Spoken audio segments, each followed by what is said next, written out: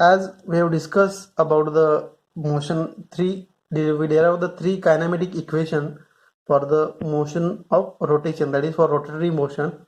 So we'll solve some problem based on this.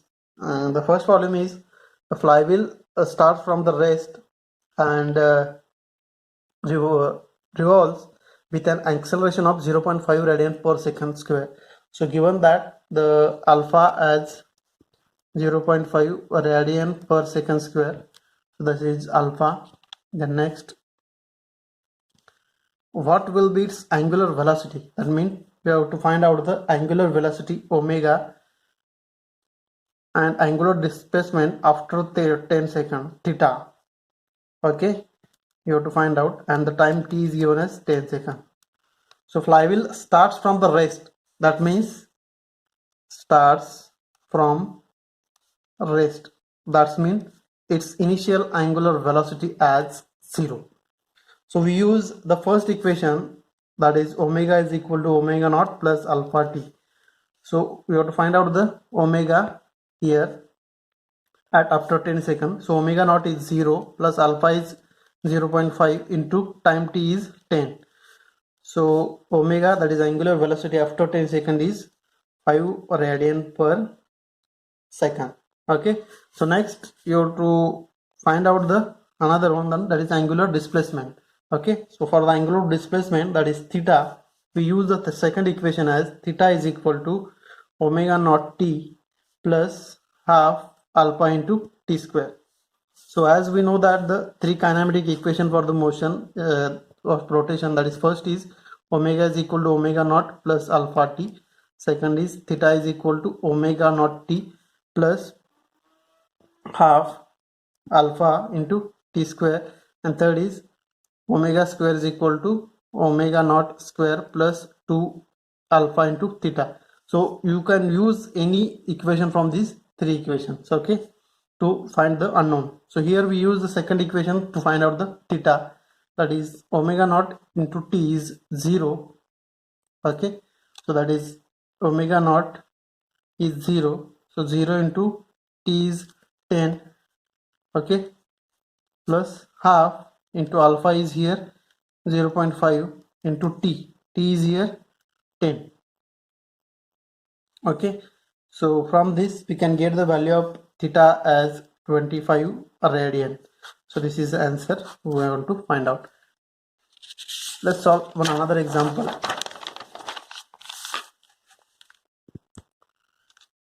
So a wheel increases its speed from 45 rpm to 90 rpm. So given that wheel increases its speed from 45 rpm, that is revolution per minute, that is omega naught is 40 rpm, its initial velocity. Then final velocity is omega, that is 90 rpm in 30 seconds, that is the time t is given as 30 seconds. Okay, and you have to find out the first angular acceleration of the wheel, that means you have to find out the alpha, and the second, the number of revolution made by the wheel in these 30 seconds, that means you have to find out the theta. So we'll use the first equation, that is the first equation is omega is equal to omega naught plus alpha into t.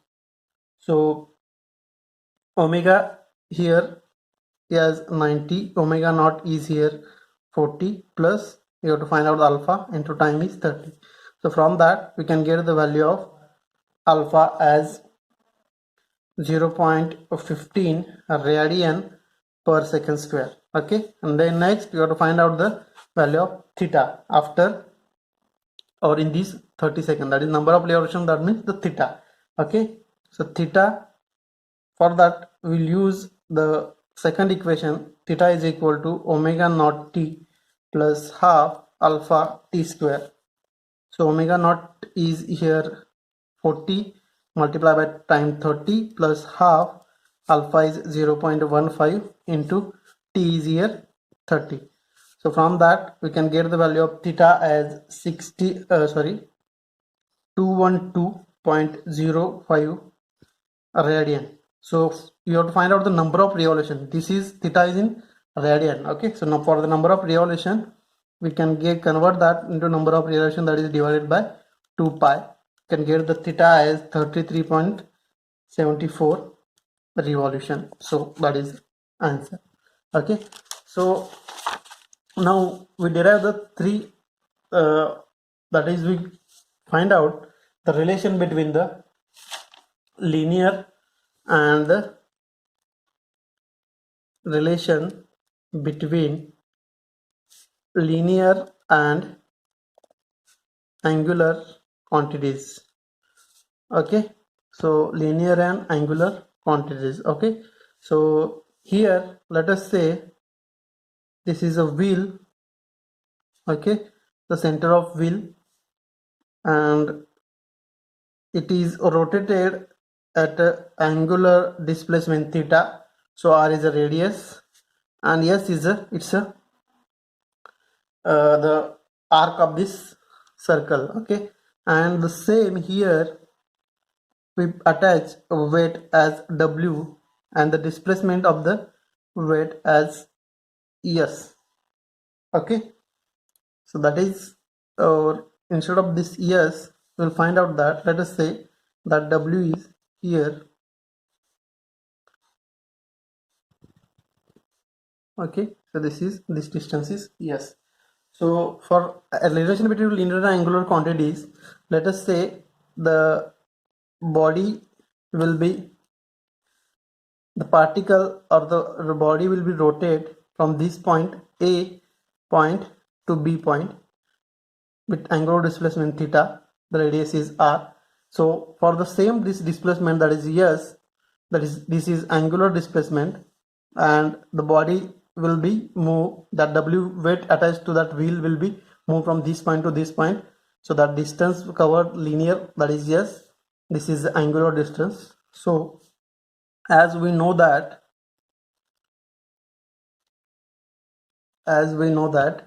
the length of arc that is s is equal to r into theta. So r into theta. So this is the first relation. Then second, same as that, v is equal to r into omega and a is equal to r into alpha. So these are the relation between linear and angular quantities. S is a linear, r into theta is a angular, v is a linear, r into omega is angular, and a here acceleration, alpha into angular acceleration. Okay, so this is a relation between linear and angular quantities. Thank you.